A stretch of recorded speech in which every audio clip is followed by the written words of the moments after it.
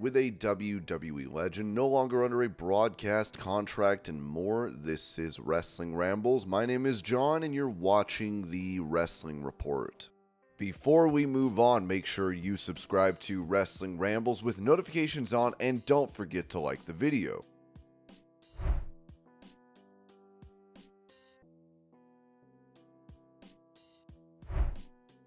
Mentioning discussions for WrestleMania prior to the WWE and UFC merger, Ringside News wrote that WrestleMania 41 is gearing up to be a colossal affair, as WWE has announced its venture at Allegiant Stadium in Las Vegas on April 19th and April 20th of 2025. Fans are eagerly anticipating the two-night extravaganza in Sin City, anticipating an unforgettable experience for all involved. Following the Endeavor acquisition last year, WWE has undergone significant transformations, merging with UFC to form TKO. WWE intends to host a plethora of related events throughout WrestleMania 41 weekend, including the World Fan Access events, SmackDown, the Hall of Fame, NXT, and Monday Night Raw. PW Insider reported that prior to the Endeavor acquisition, WWE contemplated cities like New Orleans, Las Vegas, and Orlando, Florida as primary candidates for future events under the guidance of Han Sabor, WWE's EVP of Special Events. However, after Sabor's departure from WWE to join Full Sail University, plans shifted, ultimately leading to the decision in favor of Las Vegas. Although Minneapolis initially seemed like a probable choice, WWE's change in ownership influenced the decision towards Las Vegas, given its ties to UFC and the market's overall prestige. Regarding New Orleans and Orlando, there's certainty that they will host future WrestleManias, as future considerations will hinge on which cities offer the most significant financial incentives. WrestleMania 41 in Las Vegas is poised to be an unparalleled event, with Sin City providing a dynamic backdrop for next year's showcase of the Immortals. The distinctive location promises fans a remarkable experience, and the unfolding of the event will undoubtedly be captivating.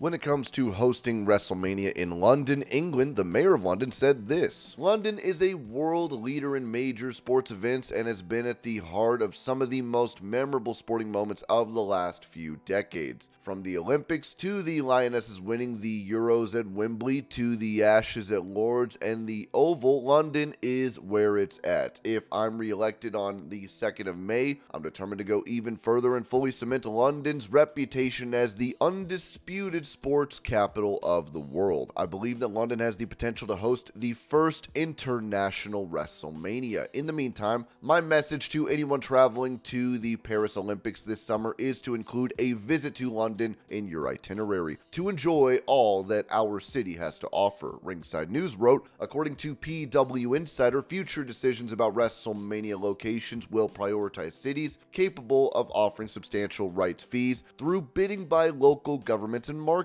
Should London, for instance, provide a significant financial incentive, WWE President Nick Khan and his team would entertain the idea, prioritizing profit maximization across all revenue streams. This shift underscores WWE's evolving focus on financial interests superseding traditional planning.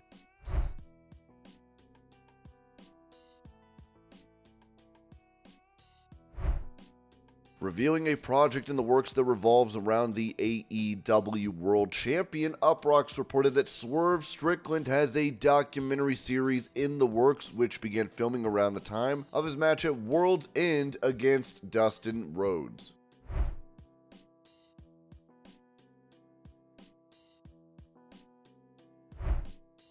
Going over a promotion within WWE, Ringside News wrote that WWE is a global juggernaut in the world of professional wrestling, and it continues to grow and change with every passing day. In light of its current growth, WWE has now promoted Chris Legentil to a higher position. According to a report by PW Insider, Chris Legentil, who joined WWE in April 2021 after being recruited by Nick Khan following his tenure at DAZN, has been been promoted within the company. Previously serving as Senior Vice President, Head of Global Communications, Legentil is now officially titled as Executive Vice President, Talent Relations, and Head of Communications. This promotion marks an expansion of his role within WWE, so it's obvious he will have far more responsibilities now after climbing up the corporate ladder. Before joining WWE, Legentil was the Senior Vice President of Global Communications at DAZN, where he played a pivotal role in launching the sports streaming platform in the United States and internationally. His experience in global communications and his success at DAZN were significant factors in his recruitment to WWE, where he has since become a key figure in managing the company's communication strategy. Legentil's new role reflects WWE's evolving organizational structure and the importance of effective communication and talent management in the company's operations. So we'll have to wait and see how he'll perform in his new role now.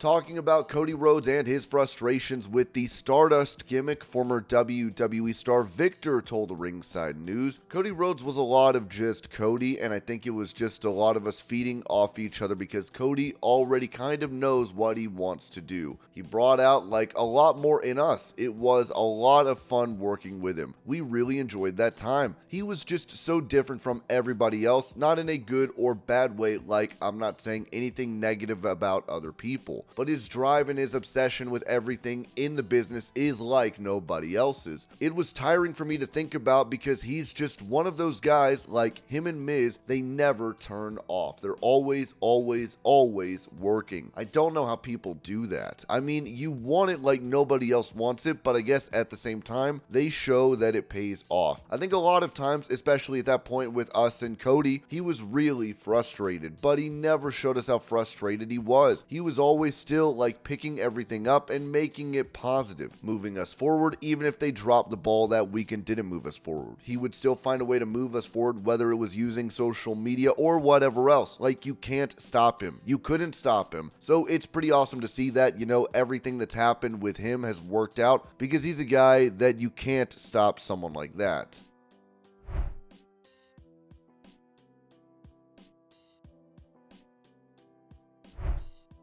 Recalling being in a promo class with Bray Wyatt, Victor said this in that same interview. I can remember at that time because they had told him, Bray Wyatt, he had to bring something new like every week. Like he had to basically do something new until they found it or else he was going to be fired. And I think he only had like a month to do it or something because they used to like doing things like that to people down there. It always makes you feel really good, yeah, when you get those reviews or, you know, I guess in his case, he was sent back down there for a while. And then they did that, but he did a couple of other things. But I mean, he was so talented as it was, like he couldn't really not get up there and entertain us no matter what it was.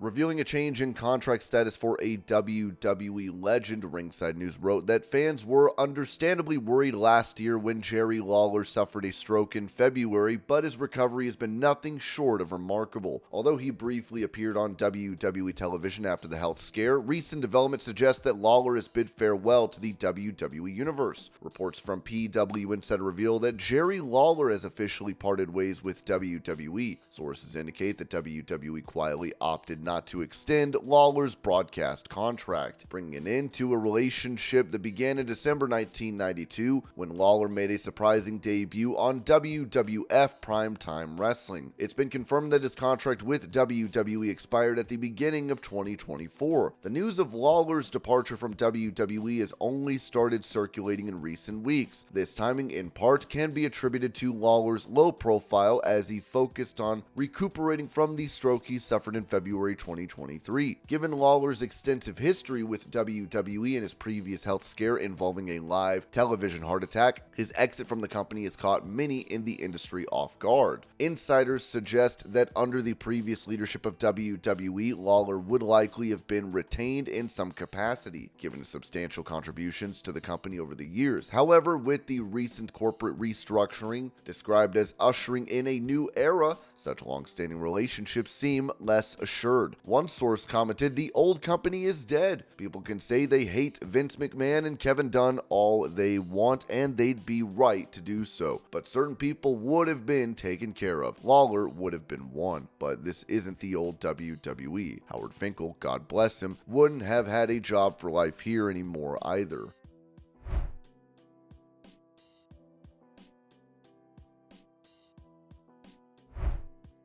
After that previous report, an update on Jerry Lawler's WWE contract status was given. As PW Insider said, WWE has reached out to state Jerry Lawler would still have a Legends deal. Want to make that clear. His full-time broadcasting contract was what lapsed and was not re-signed.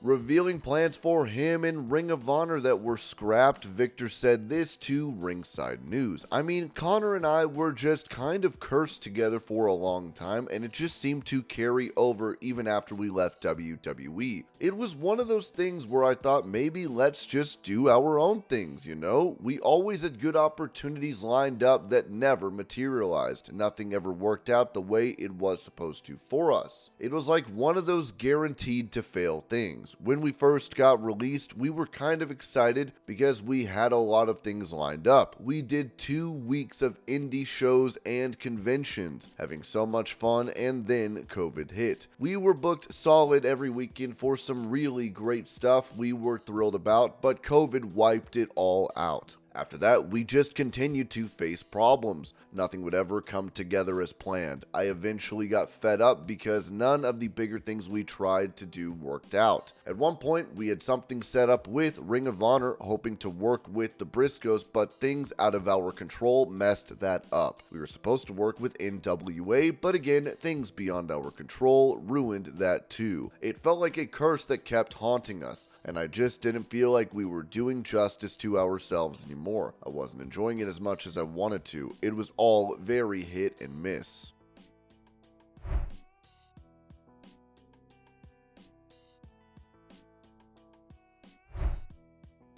Recounting WWE's tour of Europe and what country could host a premium live event in the future, Triple H said this at the post-Backlash press conference. "On this tour the last few days, Italy was quite crazy. So when I get home, I will be looking heavily into Italy. I think it's amazing. As far as factors go, I won't say next year, but it's absolutely something that we're going to go back on. We're looking to go to places where WWE will be enjoyed the most. We'll dig into it and hopefully have announcements for everyone in a lot of big international markets."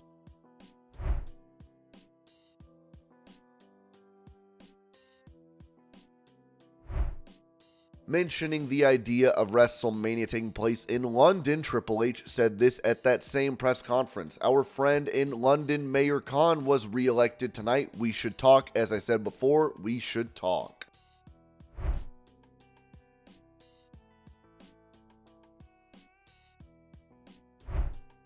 For additional reasons behind the recent WWE departures, Ringside News wrote that, according to Dave Meltzer on Wrestling Observer Radio, the recent WWE talent cuts involved performers the company didn't currently see potential in. Meltzer explained that WWE tends to cut talents who don't progress at a satisfactory rate, and most of those released were deemed to be lacking in progress. He also mentioned that none of the insiders he spoke with about the cuts felt that any of them were significant mistakes. The announcement of these talent releases has fueled speculation about the future direction of WWE's NXT brand and how these departures might affect upcoming shows and storylines. The release of wrestlers is always a difficult part of the industry, but hopefully each of those let go will find new opportunities elsewhere.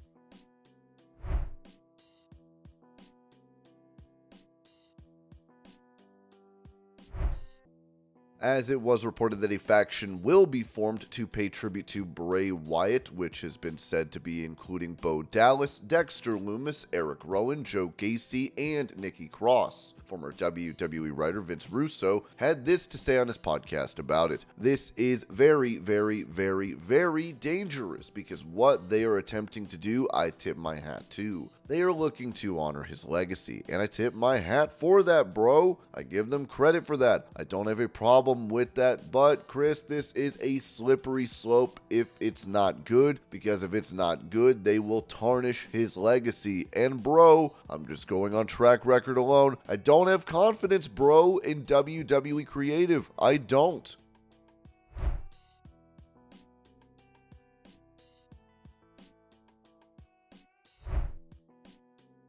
Taking a shot at CM Punk for suffering a series of injuries, Drew McIntyre compared Punk to a Scottish soccer club, saying this to Daily Star. What's a team that just constantly has players that hurt themselves and get injured? Inverness Caledonian Thistle. I don't know why they're popping into my head. I'm trying to think of a team that had a random bit of glory a couple of times and live off of that. That would be Celtic, wouldn't it?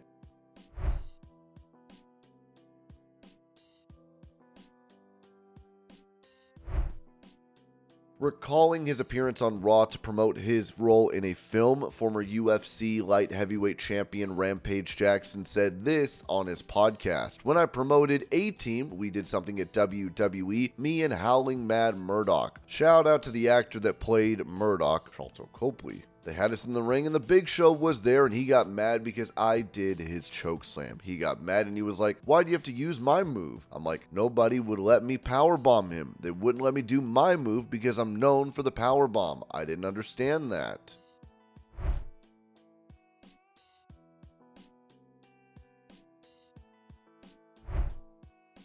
Taking to Instagram, recently released WWE star Valentina Feroz broke her silence following her departure with the promotion, writing, "With immense gratitude, I express my sincere thanks to everyone who has been part of my journey in WWE, from teammates to loyal fans. Each of you has contributed to shaping my career in unforgettable ways. Thank you for all the opportunities granted to me over the years. Every challenge and victory has been experiences that have shaped who I am today. As I depart from the company, I carry with me precious memories and valuable lessons. While my time in WWE has come to an end, I recognize that this does not mark the end of my journey. The doors are open to the next chapter of my life, and I am eager to explore new horizons and challenges. I am grateful to all who have supported and followed my career thus far. You are the reason I continue to strive and believe in myself. I can't wait to share with you what the future holds. With gratitude and optimism, Valentina Feroz."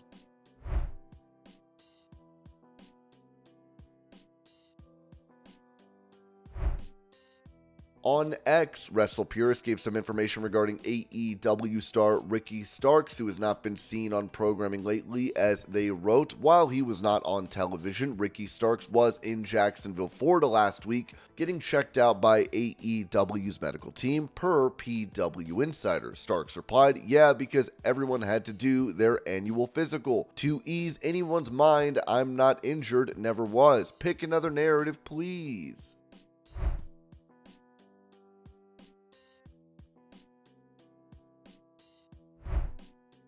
Previously, Ric Flair spoke about his final match and a spot in the bout where he appeared to have a heart attack, as he said this to the New York Post. "I did that on my own. I told the referee to tell Jeff Jarrett to slow down. Boom, bring it back down and lay the rest of the match out, and we did that. That was an audible to get everybody back on the same track. Slow down, I'm fine. It was not the plan. It was not in good taste. I realized that. It was the only thing that was going to keep everybody from going right to the finish." Now, the Nature Boy has said this regarding the match and the spot on the Jackson podcast. Yeah, I trained for my last match. I got in the best shape ever since I was 20 years old, and then I had a heart attack during the match. A lot of people didn't know. I didn't know myself until about 6 months ago because I went to and I go to the heart doctor like every 6 months because I've got the pacemaker, right? And they put that on me when I was real sick, not because I had a problem with my heart, but because they couldn't get over the fact that my heart rate was so low. But it was from all those long hour matches and all that cardio. I used to do 500 free squats every day, 500 free squats, 500 push-ups every day. Because not every town you went to, these little towns, not all of them had a gym, right? Or I would do the deck of cards, or I would do step-ups on a chair. So my heart rate was always like 48. It drove people nuts that it was so low. So they put that on me, and then I went to get what's called a calcium scan, which I'd never had before because a couple of guys died in our business of heart issues. So it kind of scared me. So I went and I blew a number on that, and the guy, they give you the nuclear stress test, shoot you with the dye, put you on the treadmill, everything, right? So it's 2 days of 3 hours of testing, and this is 6 months ago. The guy takes me in, and if you look at your heart like a round pie, there's a piece of my heart right here, this big, it's black, it's gone. The guy said, "You've had a heart attack in the last 2 years." I said, "I never hurt." He said, "Have you passed out in the last 2 years?" And during my last match, I passed out 3 times, and I thought it was because I was dehydrated. So I went in the locker room, I was with Kid Rock and Taker, I just drank 2 bottles of Gatorade and went back out to Kid Rock's place all night long. But I had a heart attack. It didn't hurt, no, none. I feel great, that's my problem. I'm sure I'm just gonna fall off a chair one day. They're gonna say, "There he is, get that little son of a bitch up out of here." And this was your pro wrestling news update. I hope you're all having a great day. Thank you so much for watching, and I will see y'all later.